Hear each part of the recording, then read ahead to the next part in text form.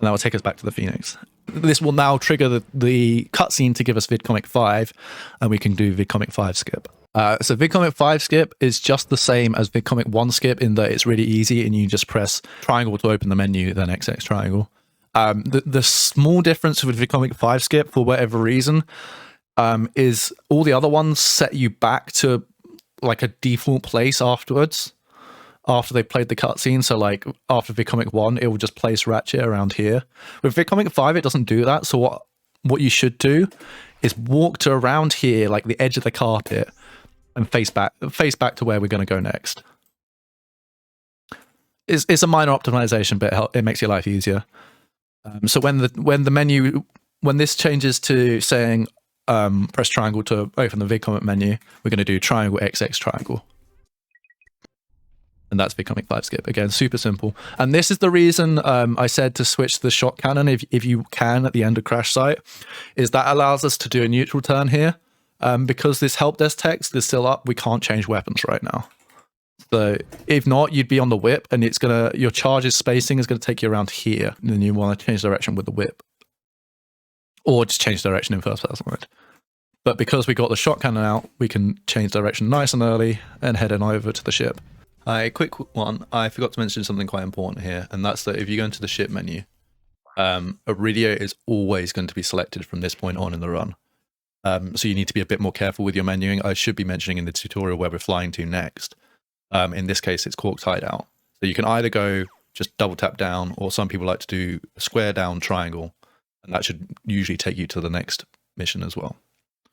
And this will be the case for going to Koros and going to Command Center as well. Coming up next is Cork's Hideout, and this has... Well, it's all very tricky for a beginner, but especially the first neutral long jump is the hardest neutral long jump in the game, and just one of the biggest roadblocks for beginners. Probably the second biggest roadblock after VR skip, I would say. So something you want to practice, something you just want to get a feel for. So what we're trying to do, we're trying to neutral long jump onto this iceberg here. But this tree has a massive invisible wall. So you need to get around the wall. And that is why you'll notice at the start of the level, I walk this way. That makes your angle better. It makes it easier to hit the neutral long jump. It's still not free, but it makes it easier to hit. And then we're kind of lining up Ratchet with the edge of the tree. That's a pretty good way to... So we're standing on the plant, lining up Ratchet with the edge of the tree. And then you need to space out the neutral long jump pretty well.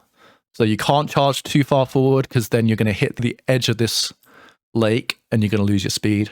But if you do your neutral too quickly, you don't actually have any speed. So it's just getting a feel for it. And you can see I'm going right into this corner, and that will allow me to just brush past the invisible wall on the tree. And then hyper strike right at the end. So the next step is to get over to here. And as a beginner, I would really recommend getting up over here first. We're just going to charge up here and line up a whip jump across. So take all the time you need. Again, this is one of those planets where you got to do series of movement tech in a row, and if you mess any of it up, you got to go back to the start. So take all the time you need. We're going to whip jump across, and as soon as we land, this surface you'll slide down. So but you can charge on it. So you want to be mashing R1, and that will send you into a charge.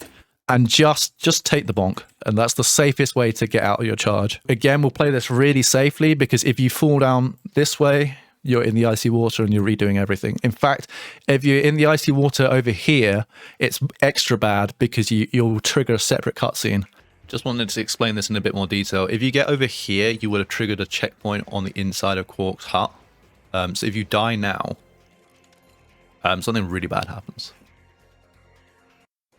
And it will respawn you. It will try and think that you want to go into the Clank section. It plays this really, really slow cutscene. And eventually you get control of Ratchet. Definitely don't go into the Clank cutscene. If you do that, you've got to reload your file. You might want to reload your file, because this turret clip is a little bit awkward. But you can get through. So just go around here, and so the one thing to note about this cutscene is it only triggers when you're on the ground, and the game doesn't consider charging to be on the ground. So that's why we neutral into it, and then the cutscene can start. The cutscene with Owl in LDF is also like that, but with the route we're doing, you don't really need to worry about that. Then we're going to switch back to the whip, and it's just a backtrack. So this whip jump is very free, so we're just kind of going at this angle. You can go whatever angle, really. And then the last bit of tech we need to do to get back to the ship is a falling neutral long jump. And so I suggest getting nice and high up on the hill so we can line it up. And we're just going across here. You're going to want to land kind of where the shot cannon is right now. Hyper striking isn't even necessary there. And it's immediately going to take us to Phoenix Rescue.